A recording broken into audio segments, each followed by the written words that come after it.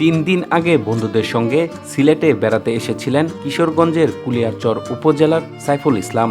ভ্রমণ শেষে স্বজনদের কাছে জীবন্ত বাড়ি ফেরার কথা ছিল তার, তবে সড়ক দুর্ঘটনায় সব বদলে গেছে।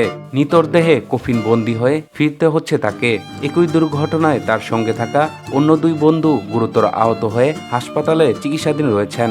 শুক্রবার 7 আগস্ট সকাল 7টার দিকে সিলেট ঢাকা মহাসড়কের উসমানীনগরের এই দুর্ঘটনা ঘটে। পুলিশ ও যাত্রীদের সূত্রে জানা যায়, সকাল 6:30টার দিকে 30 থেকে 35 জন যাত্রী নিয়ে সিলেট থেকে ছেড়ে আসে ইউনিক পরিবহনের একটি বাস। সকাল 7:30টার দিকে উসমানীনগর এলাকায় পৌঁছালে বিপরীত দিক থেকে আসা বেঙ্গল পরিবহনের অপর একটি বাসের সঙ্গে এর মুখোমুখি সংঘর্ষ হয়। এতে 2টি বাসই মারাত্মকভাবে ক্ষতিগ্রস্ত হয়। দুর্ঘটনায় ঘটনাস্থলেই সাইফুল ইসলাম সহ 7 জনের মৃত্যু হয় এবং আহত হন অন্তত 16 জন। পরে হাসপাতালে চিকিৎসাধীন অবস্থায় আরও 2 জন মারা গেলে মোট প্রাণহানির সংখ্যা দাঁড়ায় 9 জনে। গত বুধবার কুলিয়াচর থেকে 5 বন্ধু সাইফুল ইসলাম, ফারুকুল ইসলাম, জমরুত মিয়া, মোহাম্মদ রানা ও আব্দুল লতিফ একসঙ্গে সিলেটে ভ্রমণে আসেন। সফর শেষে শুক্রবার সকালে বাড়ি ফেরার উদ্দেশ্যে তারা 2 ভাগে ভাগ হন।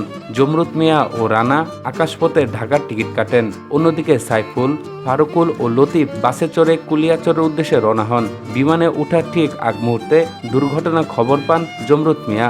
খবর পেয়ে তিনি যাত্রা স্থগিত করে দ্রুত ঘটনাস্থল ও হাসপাতালে ছুটে যান।